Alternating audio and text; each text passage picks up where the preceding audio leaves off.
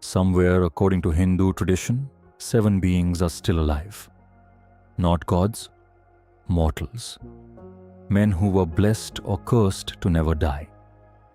One of them is said to wander the earth in eternal pain, right now. Another may be listening to your prayers as you watch this. They are called the Chiranjeevi, the Immortals, and their stories carry warnings we still need today. In Hindu belief, immortality doesn't belong to the gods alone. 7 mortals are said to live on through the entire age of the world, until time itself resets. A traditional verse names them together: Ashwatthama, Bali, Vyasa, Hanuman, Vibhishana, Kripacharya, and Parashurama. Interestingly, the scriptures describe each of them individually. But this grouping of 7 comes from a later remembrance verse recited for long life. Each earned their fate in a completely different way. And that's where the real lessons begin. The first is the most tragic. Ashwatthama was the son of Dronacharya, the great teacher of warriors in the Mahabharata, a mighty fighter. But when his father was killed through deceit in the war, grief consumed him. In his rage, he crept into the enemy camp at night and killed as they slept, breaking every sacred rule of honorable battle. For this, tradition holds he was cursed to wander the earth for 3,000 years alone, his wounds never healing, unable to die. His is the only immortality that is pure punishment. And the lesson is stark. Vengeance, once it takes you, can become a prison with no escape. The second was a king so good he frightened the gods. Bali, a demon king, ruled with such generosity and virtue that his fame outshone the heavens themselves. To humble him, Vishnu came disguised as a small dwarf, Vamana, and asked for only 3 paces of land. Bali agreed, and the dwarf grew to cover all creation in 2 steps.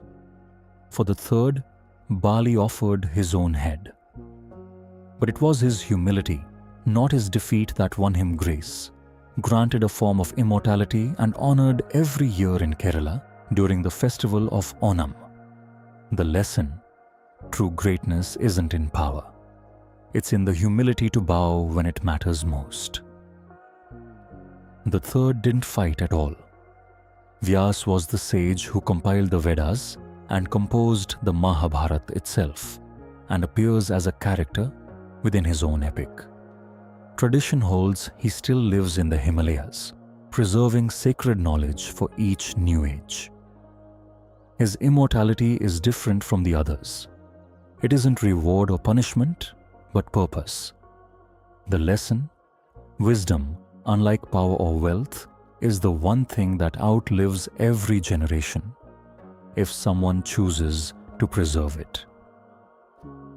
The fourth is the one millions still pray to every single day. Hanuman, the devoted servant of Ram in the Ramayana, whose strength was matched only by his loyalty. When he asked to remain on earth as long as Ram's name is spoken, that wish was granted. Of all 7, he is the most worshipped today. His temples found in nearly every corner of India. The lesson in Hanuman is quiet but powerful. Devotion to something greater than yourself is its own kind of strength, one that never fades. The fifth had to betray his own family to do what was right.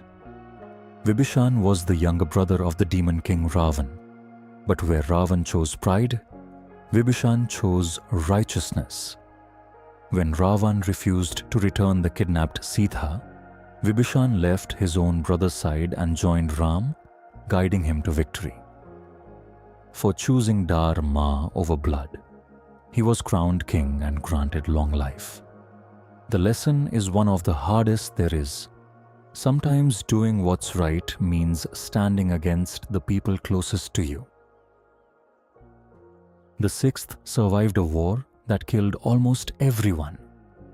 Kripacharya was the royal teacher of the princes, respected by both sides of the great conflict. Through all the bloodshed of Kurukshetra, he held to fairness and dharma, never letting hatred consume his judgment. He was among the very few left standing when it ended, granted long life to keep teaching what he knew. The lesson: in a world pulling you toward one side or another, the rare strength is staying fair, and it's what endures. And the seventh is still waiting for his final purpose. Parashurama, the axe-wielding warrior and an avatar of Vishnu, once vowed to rid the earth of tyranny and trained some of the greatest warriors in the epics. Tradition holds he lives on in deep meditation, waiting to appear at the end of this age to train Kalki, the final avatar yet to come.